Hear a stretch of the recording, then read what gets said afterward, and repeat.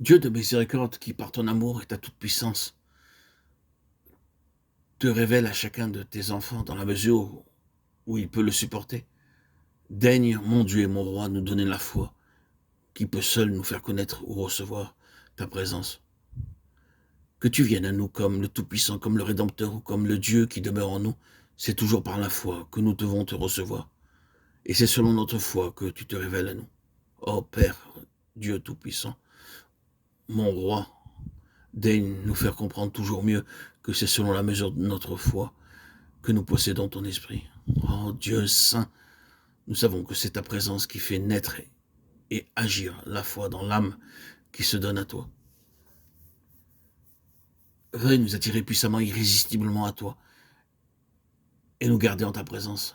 Délivre-nous de l'attrait redoutable du monde et de la chair, afin que nous cherchions ta gloire seule et que notre cœur, bien vidé de nous-mêmes, puisse recevoir par le Saint-Esprit la présence de Christ. Nous voulons saisir tes promesses et les voir s'accomplir en nous. Nous voulons attendre en repos ta présence et croire que le Père nous a envoyé son Esprit pour nous révéler que Christ est en nous. Oh Dieu, nous vivons de la vie de la foi, nous croyons au Saint-Esprit. Amen. Comme il est écrit dans Hébreux 2:6, la foi est agréable à Dieu. Pour toute adoration, pour tout travail agréé de Dieu en Jésus-Christ, c'est la foi qui reçoit le témoignage que nous lui sommes agréables. Et pourquoi? Parce que la foi nous fait sortir du moi pour donner à Dieu seul la gloire, pour regarder au Fils de Dieu et recevoir l'Esprit de Dieu. La foi n'est pas seulement la conviction que la parole de Dieu ou ses promesses sont vraies, car cette foi-là est aussi au pouvoir de la chair. La foi est la faculté spirituelle par laquelle on peut s'attendre au Dieu vivant, l'écouter, recevoir de lui-même sa parole et avoir communion avec lui. C'est quand nous cultivons cette faculté-là, quand nous vivons habituellement de cette foi-là, que l'Esprit peut agir librement et se répandre abondamment. Qui croit en moi, des fleuves d'eau vive couleront de lui. Jean 7,38. L'Esprit est appelé une semence incorruptible. 1 Pierre 1,22.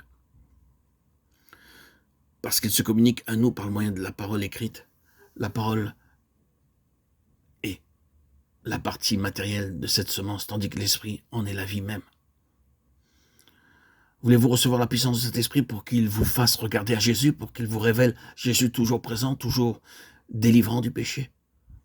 Crois seulement. Luc 8,50. Commencez chaque jour par un acte de méditation et de foi. Recueillez-vous avec calme, non pour voir ce que l'Esprit opère en vous, mais pour vous abandonner à lui, croyant qu'il demeure en vous.